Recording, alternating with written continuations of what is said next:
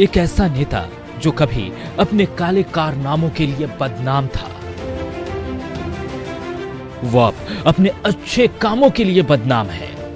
चाहे बाढ़ हो, सुखाड़ हो, कोई हादसा हो, वो नेता सबसे पहले मदद के लिए पहुंचता है। वो सबसे पहले मदद की हाथ आगे बढ़ाता है। लेकिन वो एक समय अपराध की काली दुनिया का बेताज बादशाह हुआ करता था।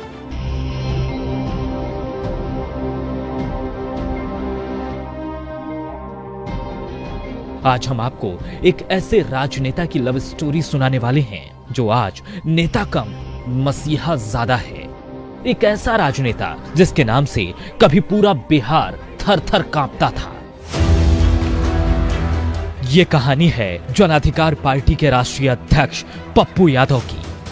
उस पप्पू यादव की जो अपनी पत्नी यानी कि रंजीता रंजन के प्यार में एक समय इस कदर पागल हो गए थे कि उन्होंने सुसाइड करने तक की ठान ली थी। पप्पू एक मामले में जेल गए थे, लेकिन जेल पहुंचने के बाद वो इश्क की बाहों में गिरफ्तार हो गए।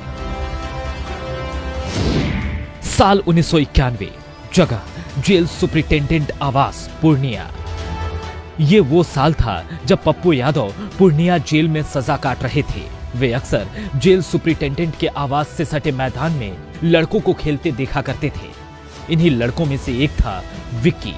पप्पू की विक्की से नजदीकियां बढ़ गईं। फिर एक दिन पप्पू ने उसके फैमिली एल्बम में रंजीत की टेनिस खेलते तस्वीर देखी। तस्वीर देखने के बाद पहली नजर में पप्पू को उस लड़की से प्यार हो गया।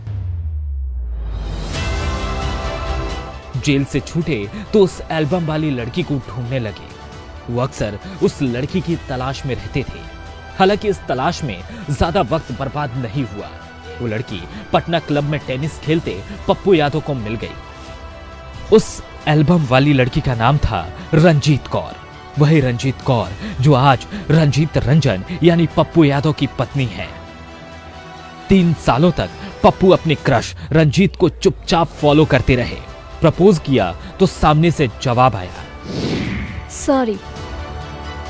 इसके बाद रंजीत ने साफ साफ कह दिया, पप्पू देखो, तुम हिंदू परिवार से हो, मैं सिख फैमिली से हूँ, हमारा कुछ नहीं हो सकता। पहली नजर का पहला प्यार इतनी आसानी से कहां खत्म होने वाला था। दिल और दिमाग पर कुछ था तो सिर्फ रंजीत का नाम और प्यार। पप्पू कोई कोर कसर बाकी नहीं रहने देना चाहते थे। इम्प्रेस करने और मिलने का वो मौका तलाशने लगे। लेकिन रंजीत को ये बिल्कुल पसंद नहीं था। उनकी बेरुखी कम होने का नाम नहीं ले रही थी, तो पप्पू भी अपनी कोशिश छोड़ने को तैयार नहीं थे। पटना के मगध महिला महाविद्यालय से पढ़ने के बाद रंजीत ने पंजाब विश्वविद्यालय में एडमिशन ले लिया और वही टेनिस की प्रैक्टिस करने लगी। वे नेशनल और इंटरनेशनल टेनिस खेलती थीं। उनके पिता सेना से रिटायर होने के बाद गुरुद्वारे में ग्रंथी हो गए थे। अब रंजीत पटना से पंजाब चली गई थी, तो पप्पू ने भी उनको फॉलो करने के लिए पटना से पंजाब तक के चक्कर लगाने शुरू कर दिए थे।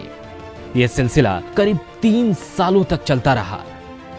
2 साल तक तो रंजीत को इसका पता तक नहीं चल पाया।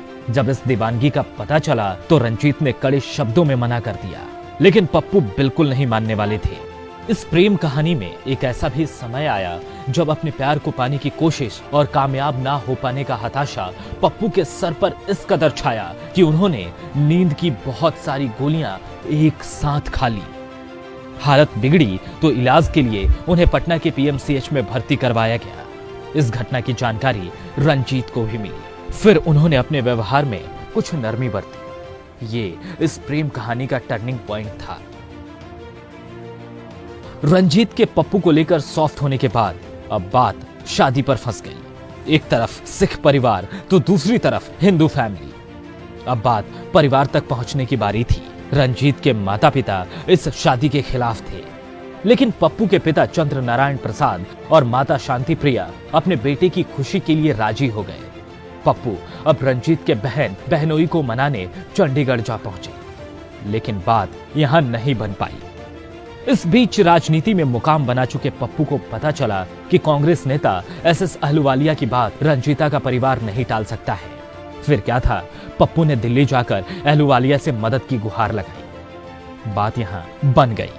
रंजीत के माता पिता भी मान गए। फिर दोनों की शादी पूर्णिया के गुरुद्वारे में होनी तय हुई। इसके साथ ये भी तय हुआ कि शादी आनंद मार्ग पद्धति से होगी। लेकिन इस शादी में एक और गतिरोध आ गया। शादी के लिए दुल्हन रंजीत कौर उनके परिवार को लेकर आ रहा चार्टर्ड विमान रास्ते में ही भटक गया। इसके बाद तो हंगामा मच गया। आखिर में किसी तरह विमान पहुंचा तो सबों ने राहत की सांस ली। खुद पप्पू यादव ने अपनी बायोग्राफी द्रोह काल में अपने लव स्टोरी का जिक्र किया है। साल 1994 के फरवरी यानी कि इसी वैलेंटाइन वीक में पप्पू यादव के प्यार को मुकाम मिली थी। पप्पू और रंजीत की शादी के लिए पूर्णिया की सड़कों को दुल्हन की तरह सजाया गया था। सारे होटल्स और गेस्ट हाउस बुक कर लिए गए थे। इस शादी में चौधरी देवीलाल, लालू प्रसाद यादव, डीपी यादव और राज बब्बर जैसे गणमान्य लोग शामिल हुए थे। पप्पू और रंजीत रंजन बिहार की पहली जोड़ी है जिसने एक साथ संसद में प्रवेश किया।